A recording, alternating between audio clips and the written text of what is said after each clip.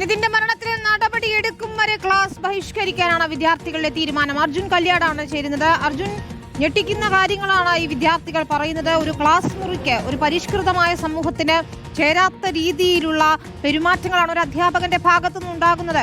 ചെറിയ ക്ലാസ്സിലെ കുട്ടികളൊന്നുമല്ല, ദന്തൽ വിദ്യാർത്ഥികളാണ് ഇത്തരത്തിൽ ക്രൂരമായ അധിക്ഷേപത്തിന് ഇരയാകേണ്ടി വരുന്നത്.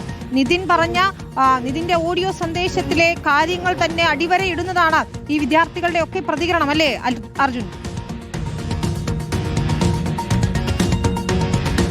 വിനീത, തീർച്ചയായിട്ടും സാധാരണഗതിയിൽ നമ്മൾ അധ്യാപകരെ പറ്റി അവരൊക്കെ നമ്മൾ അഭിസംബോധന ചെയ്യാറുള്ളത് ഗുരു എന്നും ടീച്ചർ എന്നൊക്കെയാണ്. ഈ വാക്കിൻ്റെ തന്നെ, അല്ലെങ്കിൽ ഗുരു എന്നുള്ള വാക്കിൻ്റെ അർത്ഥം അജ്ഞാനത്തിൻ്റെ അന്ധകാരത്തെ മാറ്റി ജ്ഞാനത്തിൻ്റെ പ്രകാശം വിദ്യാർത്ഥികളിലേക്ക്, അവരുടെ ശിഷ്യരിലേക്ക് പകർന്നു നൽകുന്നവർ എന്ന രീതിയിലാണ്. അതായത് ടീച്ചർ എന്ന് പറയുമ്പോൾ എന്തെങ്കിലും ഒരു നല്ല കാര്യം അവരെ പഠിപ്പിക്കുന്ന ഒരു നല്ല വ്യക്തി എന്ന രീതിയിലാണ്. എന്നാൽ ഇവരെയൊക്കെയാണോ മാതൃകയാക്കേണ്ടത്? അല്ലെങ്കിൽ ഈ പറയുന്ന ഈ അഞ്ചരക്കണ്ടി ഡെന്റൽ കോളേജിലെ റാമിനെ പോലുള്ള അധ്യാപകർ എന്തു മാതൃകയാണ് ഈ സമൂഹത്തിന് നൽകുന്നത്, വിദ്യാർത്ഥികൾക്ക് പോട്ടെ ഈ സമൂഹത്തിന് നൽകുന്നത് എന്നുള്ള ചോദ്യമാണ് വളരെ പ്രസക്തമായിട്ടുള്ളത്.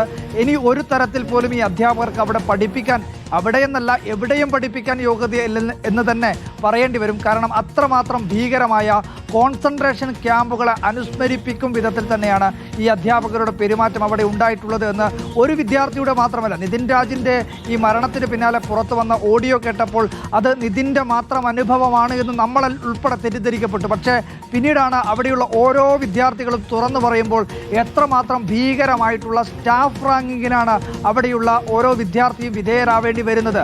ഓരോ ക്ലാസ്സിലേക്ക് വന്ന ഒരു കുട്ടിയെ അഭിസംബോധന ചെയ്യുകയാണ്. വൈറ്റ് ക്രോക്കോച്ച്, ബ്ലാക്ക് ക്രോക്കോച്ച്, വൈറ്റി, ബ്ലാക്കി, അങ്ങനെ തുടങ്ങി ജാതിയുടെ പേരിൽ, ഈ പറയുന്ന പോലെ നിറത്തിൻ്റെ പേരിൽ, കുടുംബത്തിൻ്റെ സാമ്പത്തികാവസ്ഥയുടെ പേരിൽ അത്തരത്തിലൊക്കെ വിവേചനപരമായി ഇടപെടുന്ന അധ്യാപകർ, ആ അധ്യാപകരുടെ ഒരു ചിത്രമാണ് ഇന്ന് ആ കുട്ടികളുടെ പ്രതികരണത്തിലൂടെ തന്നെ മുഖം മൂടി മാറ്റിയിട്ടുള്ള അധ്യാപകരുടെ ചിത്രമാണ് ഇന്ന് പുറം ലോകത്തെത്തിയിട്ടുള്ളത്.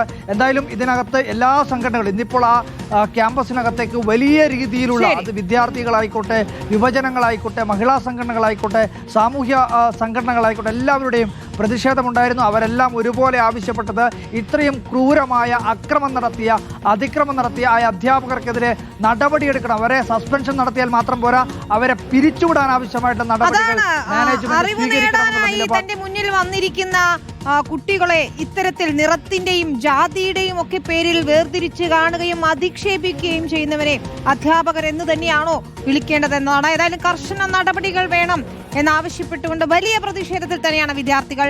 അധ്യാപകരുടെ മോശം പെരുമാറ്റം അവർ എണ്ണി പറയുകയാണ്.